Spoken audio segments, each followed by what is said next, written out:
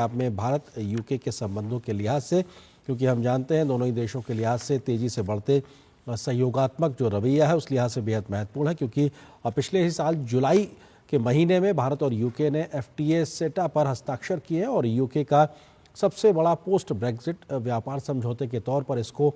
माना जाता है और ब्रिटेन की संसद अब इसको रेक्टिफाई करेगी। उसके बाद ये अभी इसके लागू होने की संभावना है और निश्चित तौर से इस मुक्त व्यापार समझौते के लागू होने के बाद भारतीय व्यापार को एक बहुत बड़ा बाजार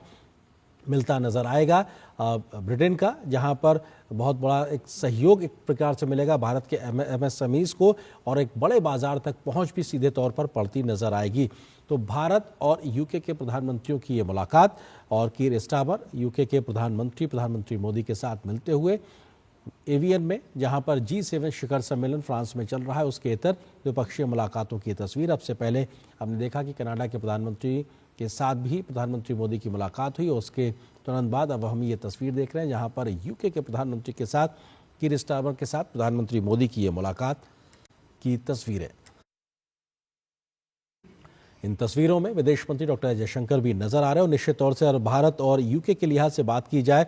तो 2030 तक द्विपक्षीय व्यापार को दोगुना करने का लक्ष्य दोनों देशों ने तय किया और लगभग $120 अरब तक पहुंच सकता है। इस लक्ष्य को दोनों ही देशों ने तय किया। भारतीय निर्यात के 99% उत्पादों को यूके में ड्यूटी फ्री पहुंच मिलेगी। जो FTA जब लागू हो जाएगा तो ये अपने आप में एक बड़ा